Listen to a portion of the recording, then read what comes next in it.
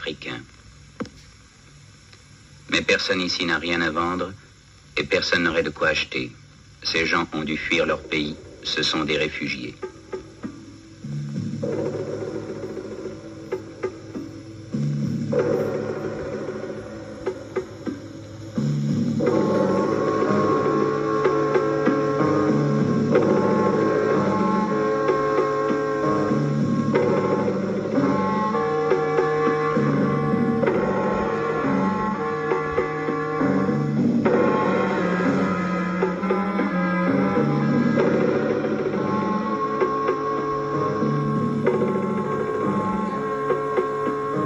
Depuis 1961, des troubles, puis l'accès au Rwanda, ont obligé quelques 120 000 personnes, pour la plupart des Watutsi, à quitter leur pays.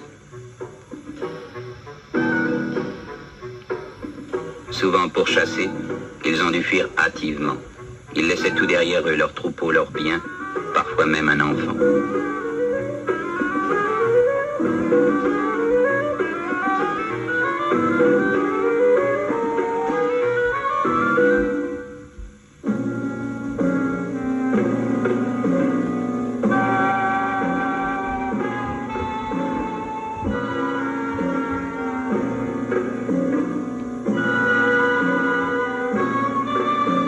Ils se retrouvèrent des dizaines de milliers dans les pays limitrophes, Burundi, Ouganda, Tanganyika et provinces congolaises du Kivu.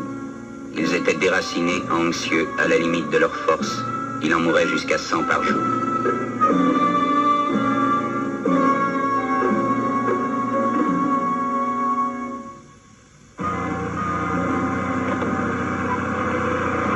Les pays d'accueil sont alors eux-mêmes aux prises avec les problèmes nés de leur récente indépendance. Leurs gouvernements font appel à l'aide de la communauté internationale. Dès mars 1962, à la demande et de concert avec le Haut Commissariat des Nations Unies pour les réfugiés, la Ligue des sociétés de la Croix-Rouge accepte de coordonner des programmes de secours. Ainsi débute la phase d'urgence de l'opération. Il faut nourrir, vêtir, abriter, soigner.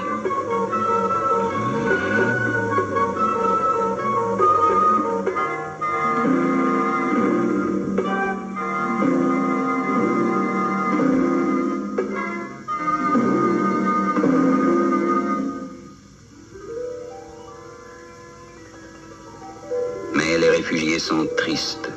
Leurs pensées sont ailleurs. Là-bas, au-delà des collines, il y a le pays de leur enfance, l'odeur familière du troupeau.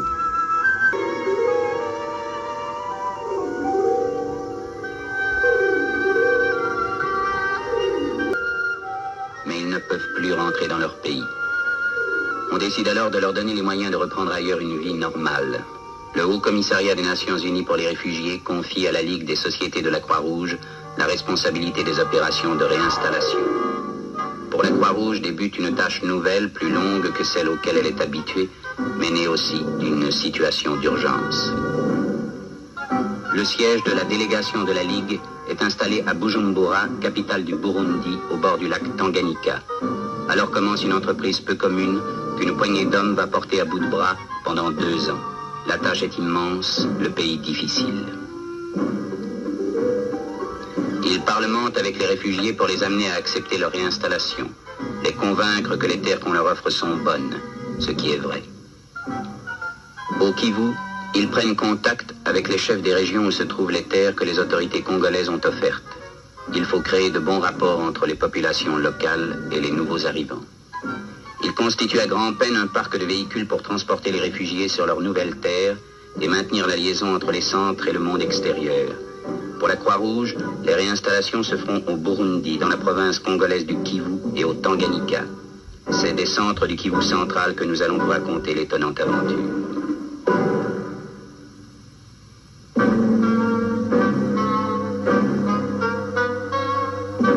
Il y a 80 km entre Bukavu, siège de la sous-délégation de la Ligue, et les hautes montagnes du Kivu central.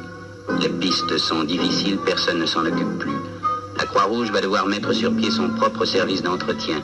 Ce chemin, ses délégués vont le parcourir des centaines de fois à une allure qui ne dépassera jamais 15 km à l'heure.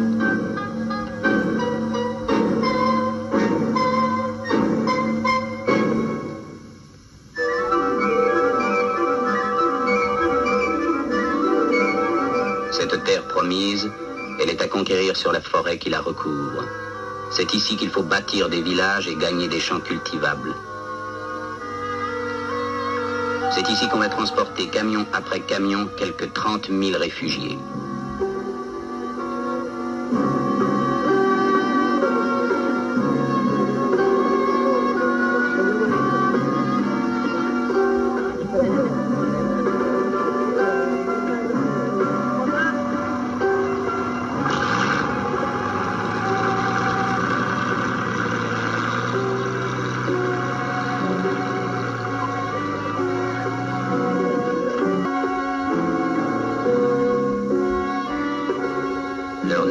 Demande à ces anciens éleveurs et seigneurs de devenir agriculteurs.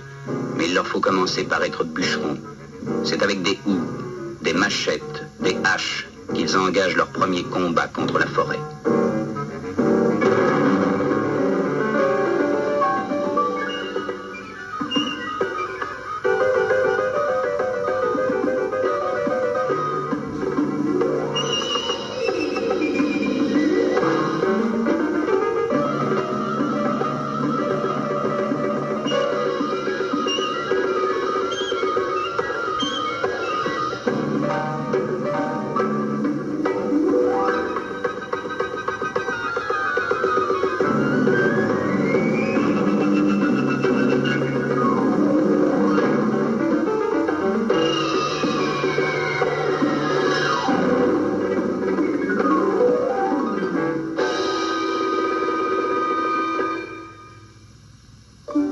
Sur les collines conquises, ils ont construit leur village. Chaque soir, de nouvelles familles ont un toit. À chacune, on distribue de 3 à 5 hectares de terre.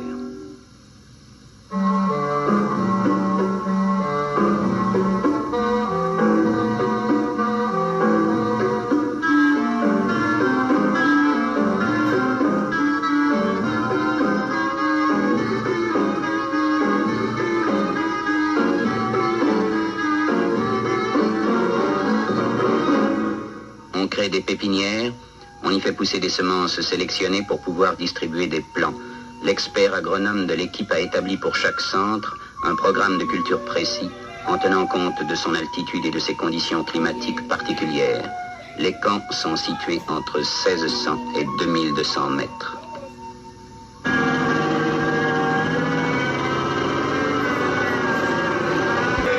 En attendant que les réfugiés se suffisent à eux-mêmes, on continue à les ravitailler. La ration sera diminuée de moitié à la première récolte et supprimée dès la seconde.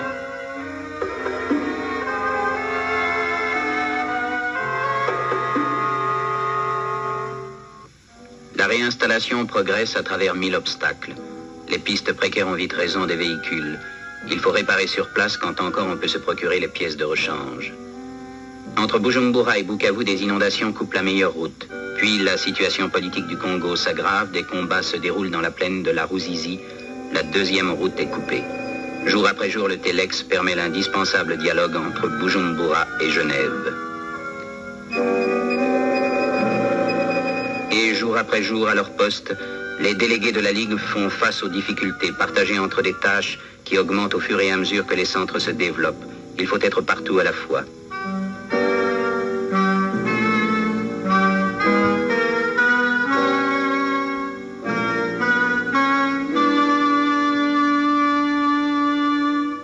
Près du centre de Mamba, à 2200 mètres d'altitude, on a trouvé un marais providentiel.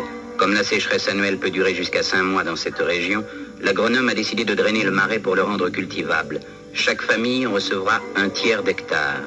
Ainsi, pour les réfugiés de Mamba, les récoltes ne seront plus tributaires du climat.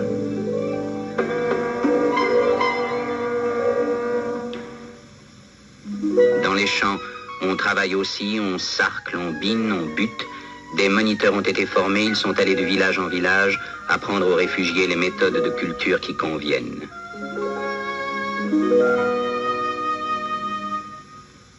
Les centres s'organisent mieux, on recrute et on forme des artisans. Il y a dorénavant un forgeron. Il sait fabriquer les objets jusqu'alors introuvables, il répare les casseroles, les machettes et les houes. Il Il y a un cordonnier pour réparer et fabriquer les souliers. Il y a un tailleur qui sait faire des habits avec des sacs de farine. La première tâche du menuisier est de construire des tables, des bancs et des tableaux noirs pour les écoles.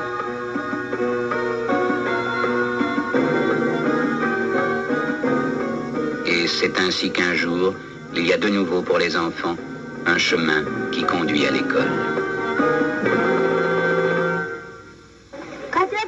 4% ensemble. 4%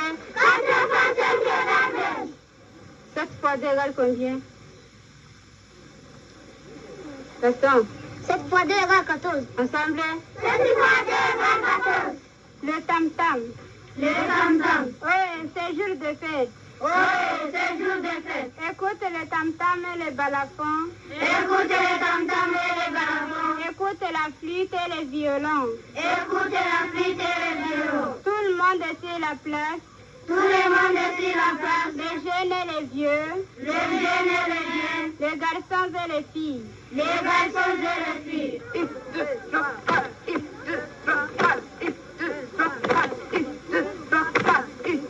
1, 2, 3, 4, 5, 6, 7, 8.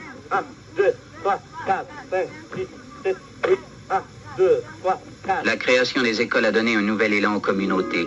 On organise des foyers sociaux où les femmes et les jeunes filles apprennent à coudre, à tricoter, à tenir une maison. Les missions avec lesquelles la Croix-Rouge coopère organisent des consultations prénatales.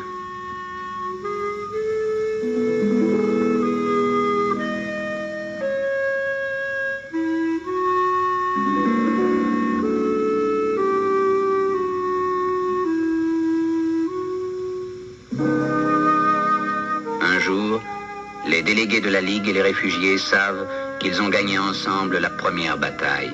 Les cultures ont réussi au-delà de tout espoir.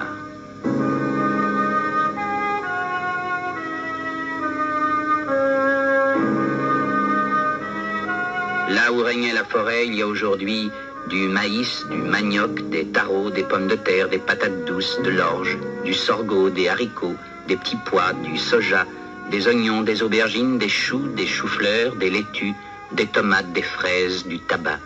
On peut maintenant manger à sa faim la nourriture qu'on a arrachée au sol.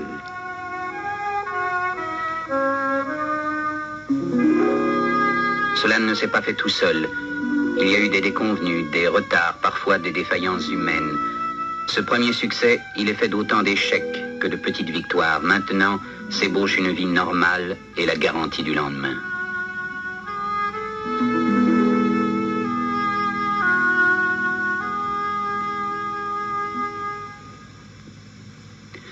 Mais un paysan doit compter avec le risque toujours possible d'une récolte médiocre. Pour que les réfugiés puissent y faire face, on remet à chaque famille un animal, mouton, chèvre, poule,